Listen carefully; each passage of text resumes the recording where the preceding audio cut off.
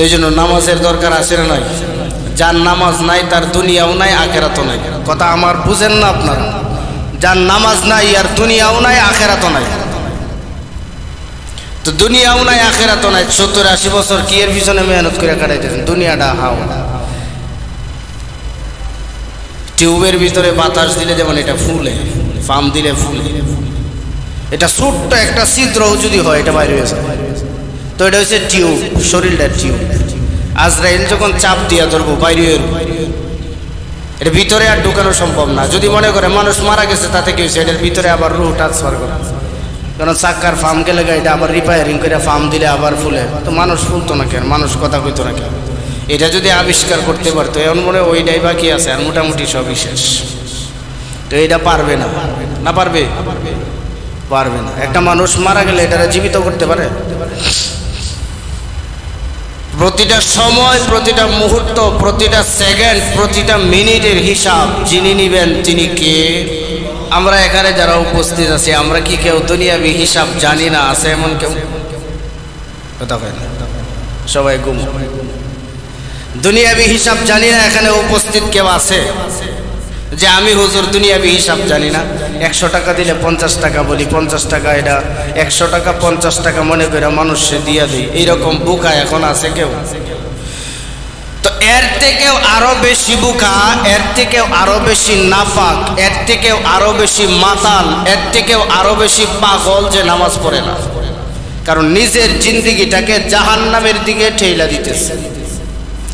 একটা বাচ্চাকে গর্ত কইরা গর্তের ভিতরে আগুন ধরায়া, তারপরে বাচ্চাটাকে ওইটার দ্বার প্রান্তে দাঁড় করায়া কোনো মা কোনো বাবা কি চাইবে লাথি দিয়ে ওইটা ফালাই দিতে? কথা কয় না করছেন সবাই? বুঝাই শুই না কইরেন? কেউ কি চাইবে যে আমার সন্তানটাকে লাথি দিয়ে আগুনে ফালাই দেয়? কিন্তু আমরা 24 ঘন্টা, মাও চাইতেছে জাহান্নামে দিতে, বাপেও চাইতেছে জাহান্নামে দিতে। 24 ঘন্টা বাইকে চাইতেছে জাহান্নামে। কেমনে? ওই যে নিজে পড়ে না, আরেকজনের পড়ার জন্য বলে না। তো এটা জাহান্নামে লাথি দিয়ে ফালায় দেওয়া। যে জন্য নামাজের দরকার আছে। এই যে এত সুন্দর মসজিদ হয়েছে, লাভ কি? খেজুর পাতার চাউনি ছিল, ওইটাই তো ভালো। লাভ কি? মানুষ দুনিয়া যত আপডেট হইতেছে তত নাপাকি হইতেছে। দুনিয়া খালি আপডেট হয়েছে, গুনাও তো আপডেট হয়েছে না? হয় নাই? আগে নাকি শুনতাম রাস্তাঘাটে ঘুরলেও একটা মেয়ে মানুষ দেখা যায় না। কথা কয় না? রাস্তাতে ঘুরলে হারিকেন জ্বালায় একটা মাইয়া মানুষ চোখে দেখতো না আগের যুগের পুরুষরা। আর এখন মাইয়া মানুষের যন্ত্রণায় রাস্তাঘাটেও হাঁটা যায় না। আপনি যাইবেন কোথায়? গেলে গর্তের ভিতরে। গর্তের ভিতরে বানানোর দরকার মাইয়া মানুষের যন্ত্রণায়। মার্কেটে যান, দোকানে যান, রাস্তাতে যান, হাটে যান, ঘাটে যান, যেই জায়গাতেই যান সব জায়গায় ব্লক করে লাইছে। আবার একটু সিস্টেম করে গেলে তো ভালো, নিজেরা একটু ঢাইকা ঢুকে গেলে তো ভালো না। একেবারে খুইলা যাইব যাতে মানুষ তাকায়। দিনমজুর, কুলি, সাঁড়াল, মুসার, ইতর, লুচ্চা, বদমাইশ, তারপরে ফিনসিডিল, গাঁজা, ইয়াবা, ট্যাবলেট, মদ, যা আছে সব যেন তার দিকে তাকায় একটা মজা উপলব্ধি করতে পারে। একটা মুসলমান মেয়ে ঘর থেকে বাইর হওয়ার পরে তার দিকে তাকায় দুনিয়া সব মানুষ যদি এর থেকে না পাক আর নাকাস্তা আপডেট দুনিয়া আর হইতে পারে না। কথা কয় না? তো আমরা এতটুক আপডেট হয়েছি, রাস্তা দিয়ে চললেও গুনাহ হয়। যে সমস্ত মহিলার চুল ভিন্ন পুরুষে দেখবে, অন্য গুনাহ তো বাদ, ভিন্ন পুরুষে যে সমস্ত মহিলার চুল দেখবে, হাদিসে প্রমাণ এক একটা চুল এক একটা বিষাক্ত সাপ হবে। শাস্তি থেকে আমি নিজেকে গুছায় রাখলেই তো ভালো। সাপে কিয়ামত পর্যন্ত কামড়াবে, এর থেকে আমার চুলগুলা একটু ডাইকা ডুইকা রাখলে ক্ষতিটা কি? কথা কয় না? মুসলমানের মতন থাকতে হবে, মুসলমানের মতন চলতে হবে। না ওই টুকিটাকি নামাজ, টুকিটাকি আবাদত, আবার মানুষের গিবত, আবার এইটা, আবার ওইটা, আবার সুদ, আবার জিনা, আবার উমুক, আবার তুমুক, এগুলা দিয়া জাহান্নাম ছাড়া কোনো পুঁজি হবে না। জাহান্নাম ছাড়া কোনো পুঁজি মিলবে না। এজন্য মুসলমান মুসলমানের মতন থাকা লাগবে, মুসলমান মুসলমানের মতন চলা লাগবে, মুসলমান মুসলমানের মতন জিন্দগি গঠন করা লাগবে। ভব কইরা দুনিয়াতে কিছুদিন চললাম, নিজের সন্তানও সুশিক্ষায় শিক্ষিত হইল না, দুনিয়াবি জাগতিক সব শিক্ষায় শিক্ষিত করলাম, কিন্তু বোম মারলেও মুখ দিয়া কালিমা বাইর হয় না, 4টা সূরা বাইর হয় না, ওজুর ফরজ বাইর হয় না। এই নাপাক শিক্ষার আল্লাহর কাছে কোনো 4 পয়সার মূল্য নাই। দুনিয়াবি মূল্য আছে, নাপাক শিক্ষা আখিরাত জগতের কোনো মূল্য নাই। লক্ষ লক্ষ কোটি কোটি টাকা খরচ করে অমুক তমুক বানাইছেন, কালিমা 5টা জানে না, এই নাপাক শিক্ষার কোনো মূল্য নাই। আপনার গুরুস্থানের পাশে যা কি দোয়া করবে, বলবে হুজুর আপনিই পড়েন, আমি শুধু দাঁড়ায় থাকি হো বলে। আপনি বলবেন আর আমিনটা বলবেন, আমিনও পর্যন্ত ভালো করে কইতে জানে না, ঠিকই ঠিক না?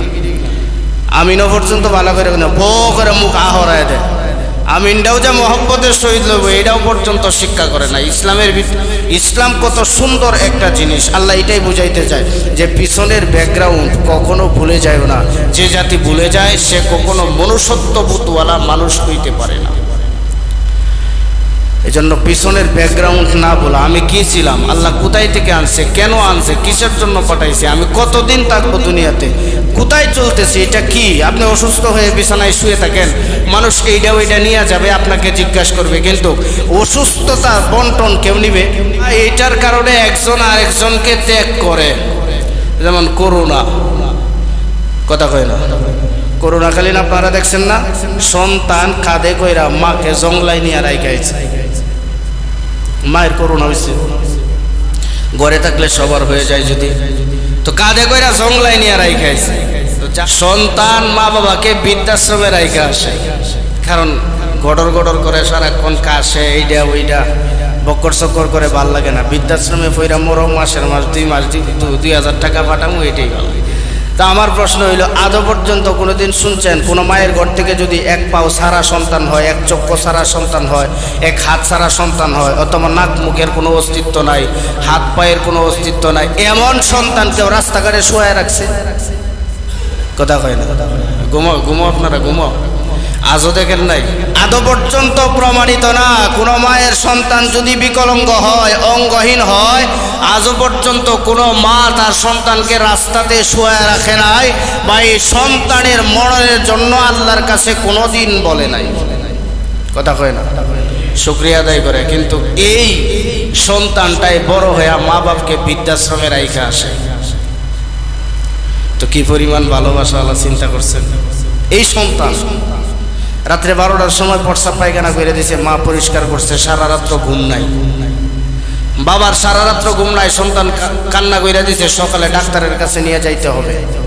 কথা কয় না, 12টা 1টার সময় ডাক্তারের কাছে ফোন করে যে এখন আসলে আপনি কি দেখবেন আমার সন্তানকে একটু। ডাক্তার যদি বলে যে আসেন, রাস্তা কত গেল এটা দেখার সময় নাই, কি নিয়ে যাবে এটারও দেখার সময় নাই, সে কি দৌড়ায় যাবে না কিভাবে যাবে এটা তার ব্যাপার, কিন্তু কথা হইল সন্তানকে নিয়ে ডাক্তারের কাছে যাইতে হবে। আর এই সন্তান এই তো মা বাপকে বৃদ্ধাশ্রমে রেখে আসে। আর আজও পর্যন্ত ইতিহাসের দলিলে এমন প্রমাণিত না যে মোটামুটি আল্লাহর কালাম যার ভিতরে আছে, আল্লাহর কালাম মোটামুটিও যে গ্রহণ করছে সিনার ভিতরে আছে, এমন একটা সন্তান মা এবং বাবাকে বৃদ্ধাশ্রমে রেখে আসছে।